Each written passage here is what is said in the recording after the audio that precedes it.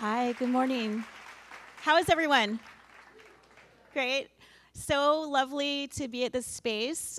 This is my first time here, and I want to thank Kira. Where's Kira? Thank you, Kira and Noah, for hosting me, and also wonderful to see dear friends Nam and Mita, who are the mama and papa of the space. So, Reverie. I actually had to look this up because in my mind, I kept on hearing revelry. Does anyone know what the difference is? Yeah? So if you've been to FET, we're kind of all about revelry. Lots of food, lots of drink, having a good time, maybe indulging a little too much. But then I went down that path and I was like, wrong word, reverie. Reverie is the word. So, thanks to the World Wide Web, reverie means, according to Merriam-Webster, daydream and the condition of being lost in thought. But then I started looking up synonyms. Okay, so one of the synonyms for reverie is wool gathering, which is a very old word. And so it's the indulgence in idle fancies and in daydreaming. So I started thinking about these two words, and my brain sort of likes to categorize things. So in my head, I was like, okay, reverie seems a little bit more positive. Wool gathering seems a little bit frivolous. And indeed, when I was doing more research about the word, wool gathering kind of connotes more sort of time-consuming, frivolous, futile, foolish way to spend time. So that doesn't sound very nice, right? Versus reverie is this pleasant daydreaming. I like to think of the word awe. I also for me, reverie also brings in nostalgia. Although I didn't find that in online about nostalgia. But for me, it feels very like bringing in a little bit of nostalgia. And I also think of it as sort of like a languid brainstorming.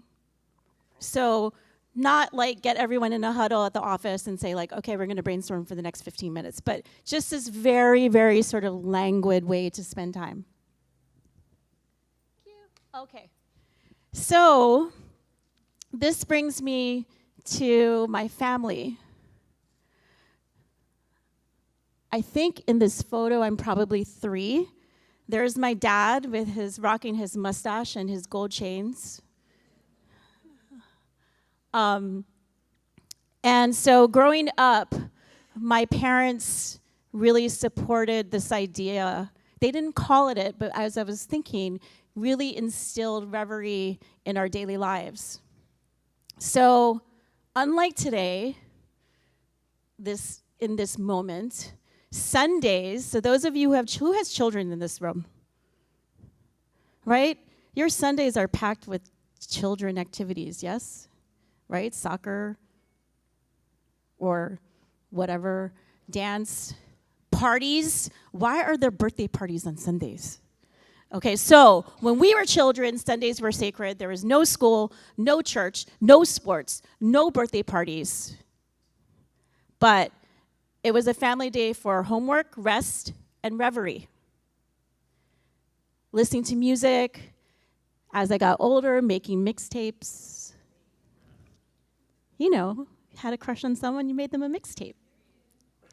Thumbing through a magazine, making stone soup in the backyard. So those are the things that my parents encouraged us to do. And then, see how happy and relaxed we looked? Well, that was before my parents realized they had to send us to private school because their religion was education. That is what they believed in. So They scrape together all their money and managed to send the three of us to private school. But as we became older, okay, so you go to the school and then now it's college. So then there became this tension that happened, right? So the Reverie became less important. And a tension started to build developed around this word Reverie. So skip forward to today, my entire adult life, I realized I have been negotiating with myself about the perfect amount of reverie to have in my life at any given moment. It can make you a bit crazy because the word is so, it's fraught with, reverie seems very indulgent. And when you are a creative person and you have a small business, do you have the luxury of being indulgent? I don't know. Still figuring it out. Okay. So then fast forward. I know I'm skipping a lot, but just like hang with me, okay? So fast forward. I moved to New York City, went to culinary school, did the thing, and I met my dear husband, Chuck. This is from our wedding. And I realized that unconsciously, I chose Chuck because he personifies reverie.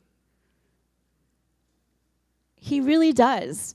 Probably the biggest disagreements that Chuck and I have had in our business is because he values reverie so much as part of the creative process and part of how he gets things done. And me, because my head goes to, it's indulgent, we don't have time, we have to do the thing, it was really hard. And so I would, me being a type A, I would always sort of like accuse him of like, why do you get to do that?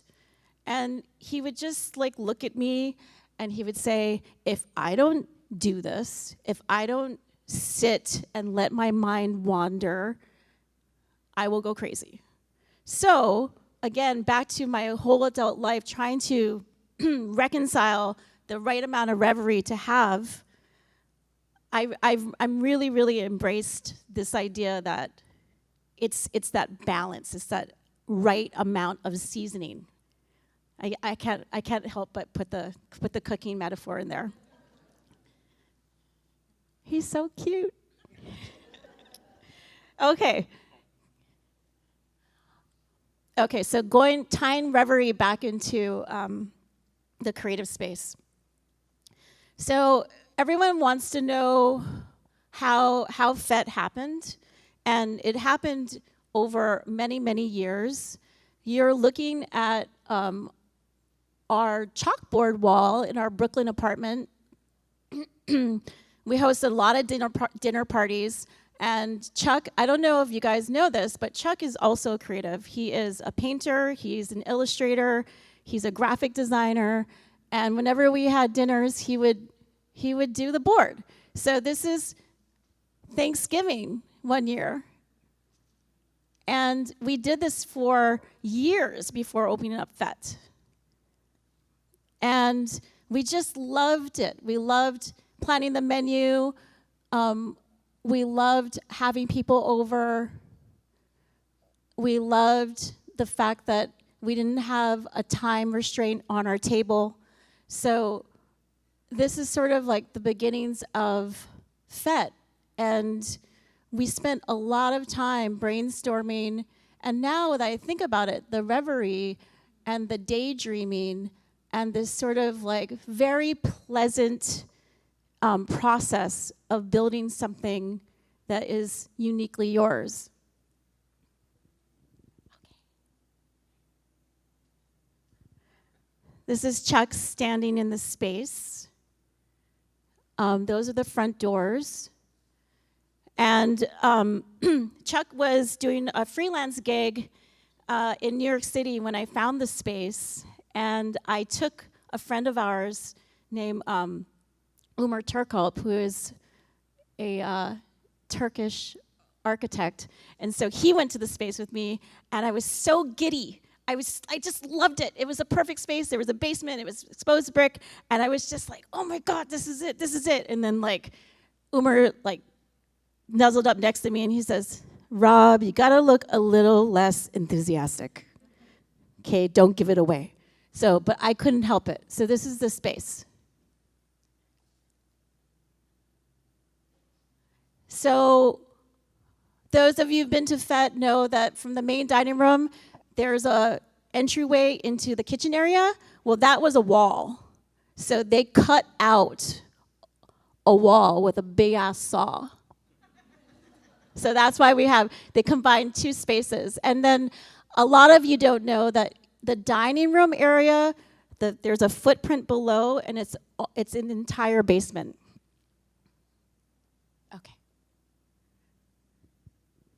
Okay. Reverie. So Reverie as a way to support creative process. So at FET, we have a lot of creative things in the space, in addition to the food and the drink. So this is our living plant wall that my uncle Robynne Maii, who is an artist, a landscaper, and a musician, he built this for us. And his oldest brother, Alan Maii, who is my father, lovingly comes to FET every single Friday and takes care of the plants. That side of the family, they can all sing, they can all grow plants, all kinds of plants, if you know what I mean. I cannot sing, and I cannot grow anything, so I didn't inherit that side of the Maii gene. Yeah, everybody else in that side of the family can sing and play guitar and all of that. Okay, so more creative things. The woodblock print behind the bar was made by a dear friend, Matt Okahata. He does woodblock print, and he also does one-line drawings, which is amazing. And he also has a day job, and he's also a father. So we love having these other creative things in the restaurant. Our lights, our drop-down lights are from another artist, Jonathan Swans, who does glass blowing. So it's this idea of bringing people together, and it's just, I realized that FET is like a hub of reverie.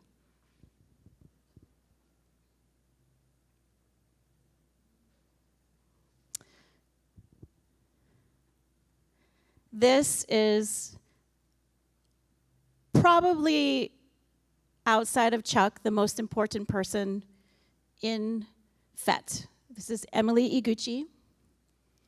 She has been with us since 2016, and I love her. It's her birthday today. And she is our newly minted executive chef. So we just promoted her to executive chef from chef de cuisine. And she and I, after a really long day, we sit down. Actually, no, we don't sit. We don't know how to sit. We're just like down in the basement, and we open up a nice bottle of wine or champagne, and we have reverie sessions. I didn't realize that, but we talk and talk and talk and talk. It's finally a time where we can stop. We say the kids are in bed. You know what that means, right? Everyone's where they're supposed to be. Everyone has their mise en place. Service is gonna happen, and the two mamas can sit down or like talk and chat and have our own reverie session. So this is when we figure out the problems. We figure it out.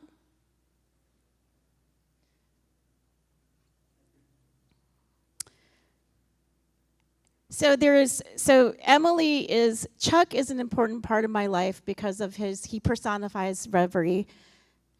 Emily she's sort of like my collaborator in Reverie on a daily basis.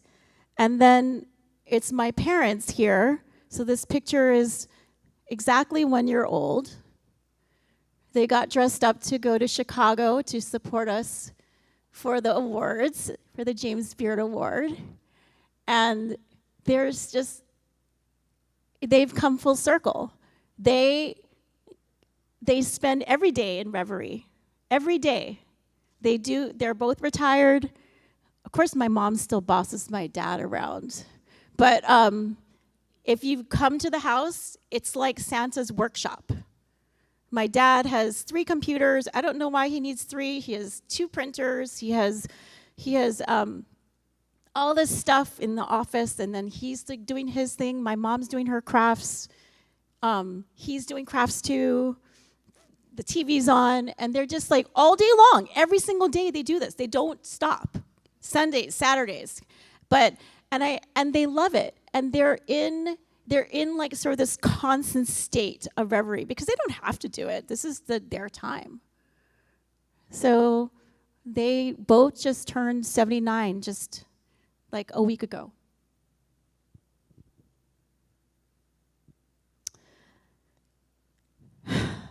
So back to the tension in my mind about Reverie. My type A brain and my OCD-ness, you can see the walk-in. This is, when everyone goes away and everyone's upstairs, this is what I do. I stand in the walk-in, and I start moving shit around.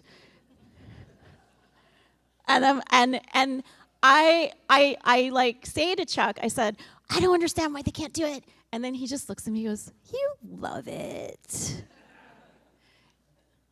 And it's true. I do love the organization because that's my place to sort of like work things out in my head. So now you got the sneak peek into the walk-in. And then,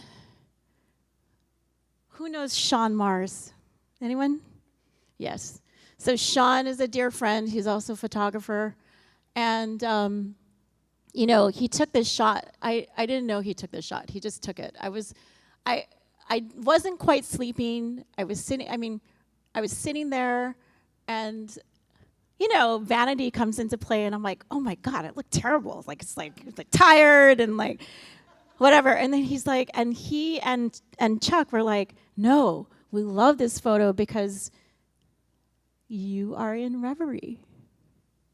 And it's true. I'm sitting there, not defeated, just sort of like reining in all the things that happened that day. And so I think it's a really nice reminder. Like, I don't see myself this way, right? Like, you're in your body, so you never see yourself that way. So for me to see it, it's just like, oh, wow, okay. Maybe I can finally come to a place where I can reconcile this word and I can have the right amount of reverie in my life to keep me going. And so appropriate, I was talking to Emily yesterday about this. I'm like, oh my God, I know what I'm gonna do. And so last night, she sent me this quote by Denzel Washington. Maybe you guys have seen it. So he talks about daydreaming, right? So daydreaming without goals will render you like static, right? So you have to daydream in order to be creative, but then you have to set a goal. And then if you set a goal, then you have to commit to the goal. And then once you commit, then he talks about consistency. And then the consistency comes with discipline. And I was like, oh my God, this is exactly what we talk about every single day with the cooks. Every day, talk about this: discipline, commitment, consistency. Do it again. Day in and day out, day in and day out. But chef, it's like this is the same. I'm bored. We're like, get a different job then. Seriously, if you can't take in the everyday, then you need to go do something else. Because for me and Emily, it's so exciting, so different every single day. The ingredients come in different. The animals are different size, different amount of fat, different amount of sweetness, saltiness. It's so dynamic every single day.